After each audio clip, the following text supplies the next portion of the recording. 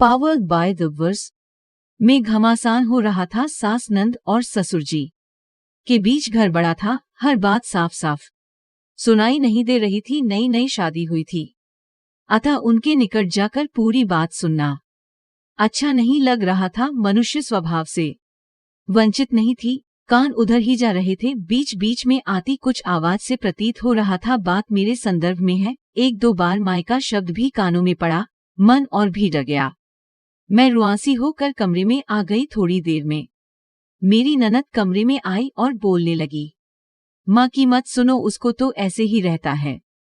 आजकल सब कोई सलवार कुर्ता पहनता है, तुम भी पहनो। तुम्हारे पास नहीं है तो बताओ, मैं अभी लेकर आती हूँ। पीछे से ही सासुमाँ आ गई। अपने घर का रिवाज अपने यहाँ चलाना, मेरे घर में मेरा ही चलेगा। ससुरजी ड्राइंग रूम से ही जोर जोर से बोल रहे थे, आपको क्या है, साड़ी में आग लग जाएगा, मर जाएगी तो जिसकी बेटी है उसको दुख होगा। आप पावर्ड बाय द वर्स मैं बिल्कुल घबरा गई कि मैंने तो साड़ी पहनने को लेकर कभी कोई शिकायत किसी से नहीं की। पिन के सहारे साड़ी भी अच्छा से ही पहन लेती हूँ, फिर आज ये घमासान क्यों।